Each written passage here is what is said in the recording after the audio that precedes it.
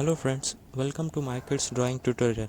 So in today's lecture we will learn how to make a page indicator. For that, keep watching.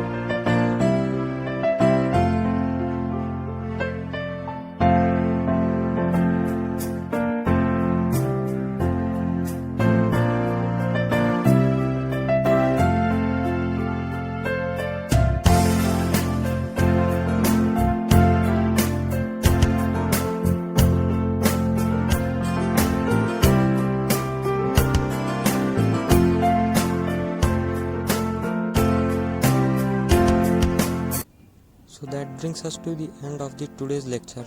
Hope you learned something from it. Thanks for watching and don't forget to subscribe, like and share our channel.